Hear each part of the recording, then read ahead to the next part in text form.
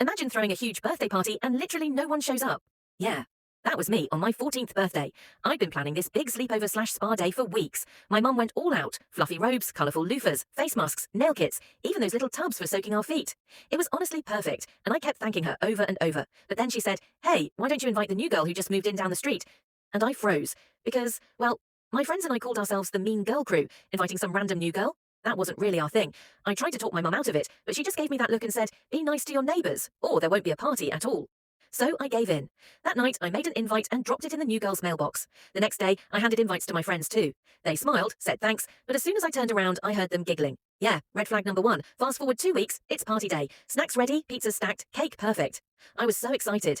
The first person to show up was the new girl, Maddie. She smiled awkwardly and sat next to me. We turned on Netflix and waited for everyone else. An hour passed, then two. No one else came. I kept checking my phone. No texts, no DMs, nothing. That's when I realized they ditched me.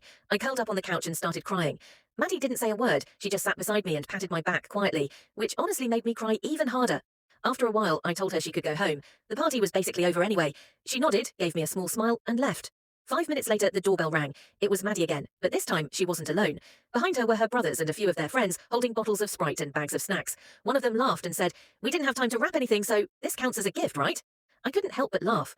I let them in, handed them robes, and they jumped right into the spa party chaos. Soon, more people showed up: Maddie's brother's girlfriend, some friends, and they brought chocolate and a giant tub of ice cream. Suddenly, my house went from completely quiet to full of laughter, karaoke, and the craziest dance moves ever. And when it was time to blow out the candles, one of the girls handed me a bottle that looked like champagne, but it was just sparkling soda. And she said, "Pretend to chug this. We'll take a video and make your friends jealous."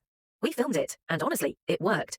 The next day, my so-called friends came up to me with fake smiles and excuses. I just shrugged, showed them the video, and said, "You guys really missed out." They watched it, laughed awkwardly, and even asked if I'd throw another party and invite those college guys next time. I smiled and said, "Oh, I'll definitely have another party, but you're not invited."